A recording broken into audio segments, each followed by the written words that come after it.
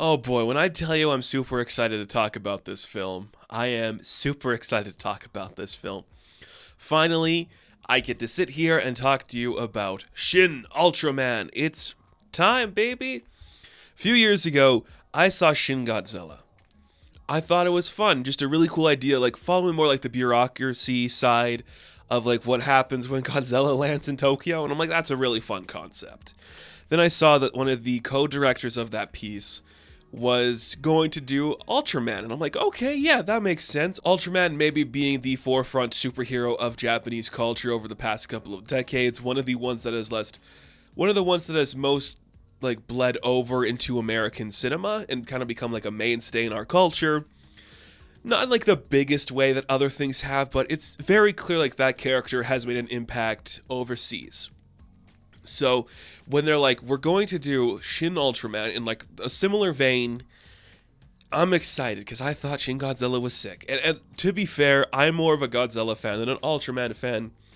Ultraman has always been a character I've liked. I think the concept is great. I think there's so much to love in that world. I like a good big robot alien man that comes down and fights monsters or other aliens. That's great and that's fun. But I was also like, is that gonna translate well to this kind of movie? I understand, like, it probably will because clearly it's a big piece of Japanese culture and they're gonna make it work. But I was like, is it gonna have the same resonance for me as Shin Godzilla does, being that Godzilla's a more of an American concept now too? Truth be told, it did. It did. Shin Ultraman was so much fun. I had a blast watching this. I actually got to see this in a movie theater, not a packed house, as it was just your boy who went to the event in his local city to watch this, and I had an absolute ball. So I'm just going to say this first. It was only playing 2 nights in my area. The only night I could make it to, they were doing the dubbed version, so that will definitely affect your viewing. I wish I could have made it to like the subtitled version, but I couldn't. So I watched the dubbed version. The voice acting, for the most part, I am satisfied with. I think it fit the personality of the characters very well. There's a few voices that almost sounded familiar to me, but I couldn't really place them. I just thought it was a really good experience, and I had an absolute ball watching this. So much fun. Right from the beginning, it establishes its world in a span of 2 minutes. It's like, okay, a kaiju hit, we formed a task force to deal with it. More kaijus hit, we learned how to fight them. We have a basis of what's going on. So the world is already establishing, we know what kaijus are. We don't have to fool around with it, like, this is strange and weird. What we're doing in this movie is dealing with the idea of aliens, because when Ultraman shows up, it's the idea of an alien character. That's the new problem we're dealing with. And it does it in such a fast-paced environment.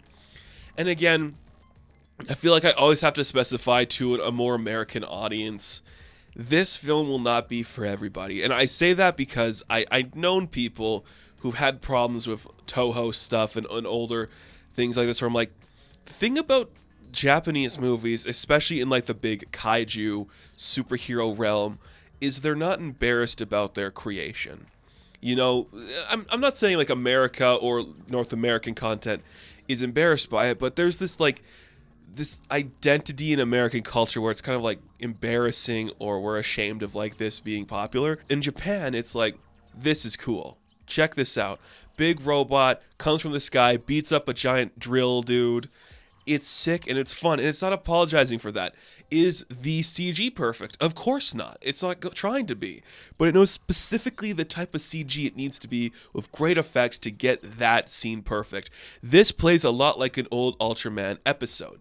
That I saw a little screening about like the director saying that's like the intention, or this is supposed to play like the first actual series of Ultraman ever created.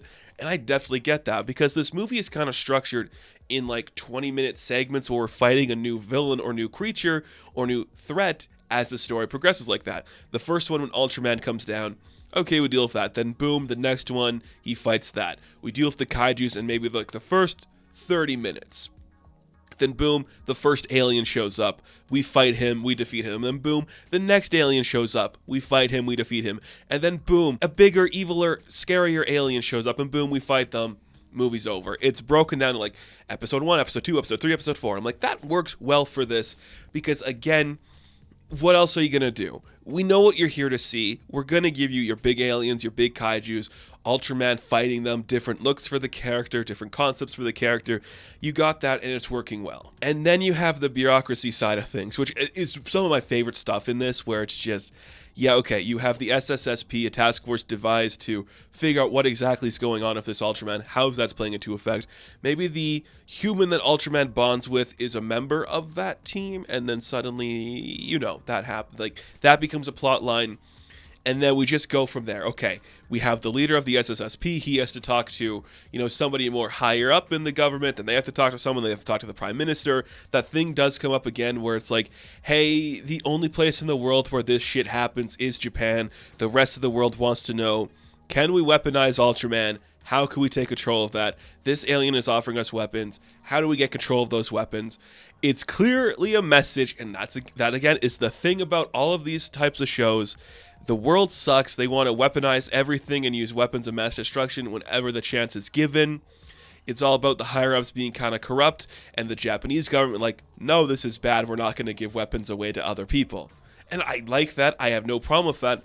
But it's just done in such like a brevity where it's like, yeah, okay. An alien comes down, and they say, we have the key to making the world a better place, and you just got to give us all this stuff. Japan is like, no, that kind of thing. And it's fun. All of the characters in the SSSP are very well done, very engaging, have great roles, do some really fun stuff. Just kind of like modernizing up that idea of like, okay, this is the nerdy kid. He has like a weird nihilistic idea of the world. There's the new recruit who's just kind of like, maybe plays the love interest role without actually going to that direction. The older gentleman who's kind of like the one in charge. And then the person who's in charge of him is just like this, desk jockey who just sits down and just like answers the phone. Great phone work in this movie too, where every time there's a big red light on a cell phone or big red light on a landline, people just pick it up and start yelling. It's so fun. And that just goes into like the flavor of direction we're doing, where it's fast cuts, you don't hold on something for too long, beautiful POV shots just of like things moving or stuff on the floor or like a building shaking. It all looks great. The designs are fantastic. And it plays like an old Ultraman thing. And that's really cool to see. You just understand like the movements we're doing. It all looks great. It just flows perfectly. I could see how if you are somebody who has like a huge connection to the Ultraman world, maybe this isn't your favorite thing ever because it kind of like breezes through a bunch of stuff because we're doing a lot. But if you are somebody like me or has no affiliation to the brand, it's a good jumping on point and a good way to feel like, oh, this is what that character is. This is Japan's like forefront superhero. And like, yes, it is. It's pretty fun. It's a lot of cool stuff. Great designs, great directing. Again, because I had the dubbed version, I'm not going to say the writing was breathtaking, but there's clearly some things that are going to be lost in translation. I am impressed with what we saw, though. It did surpass my expectations. I went in middling like, am I going to like this compared to Shin Godzilla? And while I do think that works more for me because I'm a Godzilla fan a little bit more than Ultraman, I was not disappointed in this movie. It was very enjoyable. I had a blast watching it. Everything worked. Everything it needed to say was said. Ultraman's just a cool concept. I wouldn't be surprised if that character becomes more popular in the coming years in not just American cinema, but just in the worldwide zeitgeist again. It's a good introduction. I thought this movie was really well done. Definitely worth it. So, Shin Ultraman, I am going to give a 7 out of 10. And thank you guys for watching this review. Be sure to like and subscribe to the channel.